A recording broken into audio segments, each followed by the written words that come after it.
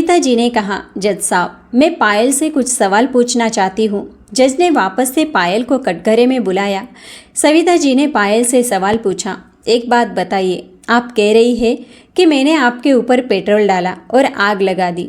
ज़रा मुझे यह बताइए कि ऐसा कौन सा पेट्रोल होता है जिसको अगर डाला जाए तो आग सिर्फ साड़ी और पल्लू में ही लगती है, बल्कि पूरे शरीर में नहीं।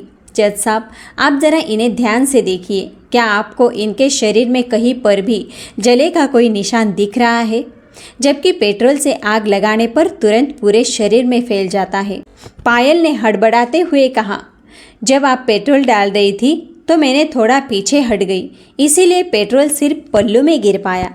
सविता जी ने कहा, अभी तो आप कह रही थी कि मैंने पीछे से आपके ऊपर पेट्रोल डाला। पायल कुछ बोल नहीं पाई। सविता जी ने कहा, खैर, मैं मोहल्ले वालों को बुलाने की इजाज़त चाहती हूँ। जज ने इजाज़त दी। सविता जी ने उनसे पूछा, यह बताइए, जब पायल आग की लपटों के साथ बाहर आई तो क्या आप लोगों ने पायल के शरीर में साड़ी के पल्लू के अलावा कहीं पर भी पेट्रोल देखा? क्या पायल के बाल पेट्रोल से गीले दिख रहे थे? पायल का शरीर कहीं से भी जलता हुआ दिख रहा था? मोहल्ले वालों ने कहा, नहीं, शरीर तो हमें कहीं से भी गीला और जला नहीं दिख रहा था। आग सिर्फ पल्लू में ही लगी थी।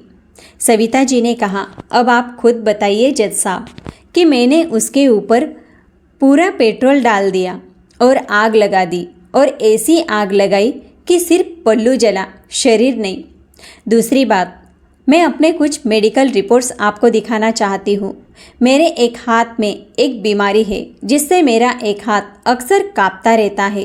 तो ऐसा कि पायल बता रही है कि मैंने उस पर पेट्रोल डाला और माचिस से आग लगा दी, तो मैं बताना चाहती हूँ कि मेरा हाथ लगातार कांपता रहता है। मैं इतनी जल्दी माचिस जला ही नहीं सकती। दूसरी बात, पायल की उम्र लगभग 30 साल है और मेरी उम्र 65 साल। अगर मैं पायल के ऊपर पेट्रोल डालकर आग लगाने की कोशिश भी करती हूँ तो क्या वो मेरा विरोध नहीं कर पाएगी या चुपचाप खड़ी होकर तमाशा देखेगी?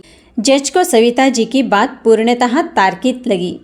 कोर्ट में बैठे लोगों का नज़रिया भी अब बदल चुका था। पायल को तो जैसे काटो तो खून नहीं। वह समझ नहीं पा रही थी कि सविता जी इतने अच्छे से आर्गुमेंट कैसे कर ले रही है। जज ने उस दिन की कार्यवाही को समाप्त किया और फैसला सुनाने के लिए अगला डेट दिया। पायल सीधे अपने वकील के पास उसके कैबिन में गई और उस पर भड़क गई। तुम वहाँ क्या कर रहे थे? जब वह इस तरह से आर्गुमेंट कर रही थी तो तुम्हारे पास उसका जवाब क्यों नहीं था?